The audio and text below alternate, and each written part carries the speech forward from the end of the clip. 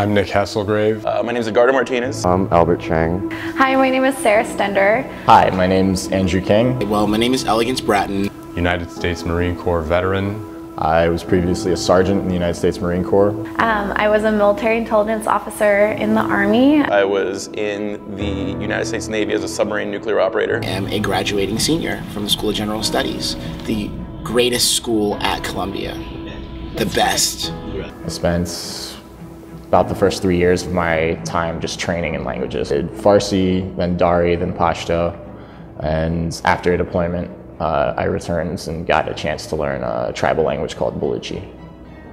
Being a bridge between multiple cultures, whether it was actually Afghans talking to Afghans or Americans talking to Afghans, was a really big part of my career. My favorite position that I had in the Army, I was a multifunctional team leader, so I led a specialized team of 9 people. My job, it was very rewarding because I was leading such amazing group of individuals who were very good at what they did and very good at their job. The American warfighter has changed from someone who's a soldier to someone who has to be able to fight in an area. Then the next week he's going to be a policeman. You know, he's somebody who's in one breath handing out aid and working at a clinic. To explain it to someone who has never been through it is always very difficult. But the best way to put it, I guess, is that it's just an ultimate test of who you are. You know, being a Marine actually helped me learn how to live as a gay man. For years, I was just in battle with it. Like, you know, I didn't necessarily want to be gay. I wasn't happy in my own skin. And I was able to kind of construct this world of denial around it. Well, in the Marine Corps, in order to effectively survive during Don't Ask, Don't Tell, I had to have an acute awareness of myself, and I had to admit to myself that the thing that I was hiding about myself was actually true. That me being a homosexual was the real me. And knowing that and coveting that and protecting that is what enabled me to make peace with it. Being in the military and the different experiences that I've had in my life have led me to this point. There's always that preconceived notion in some people that, you know, military veterans, they join because they're dumb or they don't have any other options.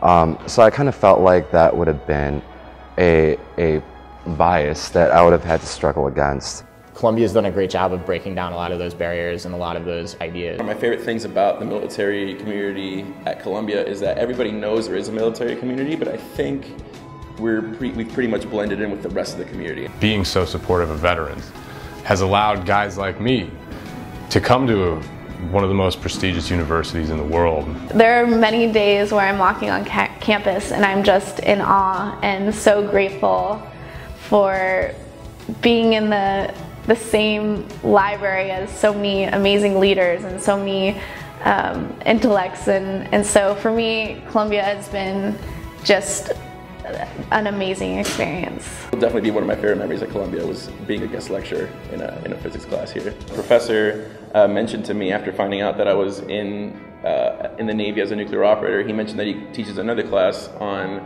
called Weapons of Mass Destruction. He was hoping that I could put together a presentation and give maybe a lecture. I was in the swing dance club my first year here, and I would have never tried that if I hadn't shown up here. The rowing team has been incredible. These are some of the most incredible guys that I've ever met. They are capable of discipline and withstanding pain like Marines, if not more so. I used to tell the guys all the time that pulling a 2K on an erg is the worst pain that I've ever felt in my entire life. And I did 4 years in the infantry. I've been to war, man. I've missed only one home football game in my 2 years at Columbia, which is something that I'm pretty proud of. So next year I'm hoping to not miss any again. Being at Columbia means one thing to me, and that's possibilities and opportunities. Those kind of possibilities never seemed real to me before I was a part of this school.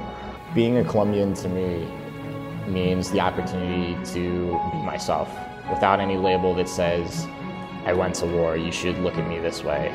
I'm able to pull out a piece of paper and say that the best school in the world has certified me as being able to represent it. And that is just, it fills me with such incredible amounts of confidence and pride. And I still find myself looking at the letter. You know, I got into Columbia.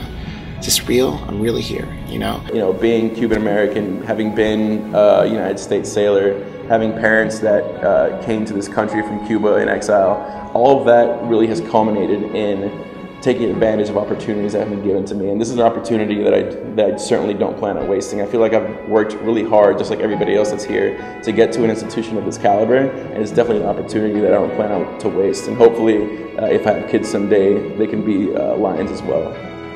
My name is Nick Hesselgrave. I'm Elegance Bratton. My name is Edgardo Martinez. And this And this And this is my blue.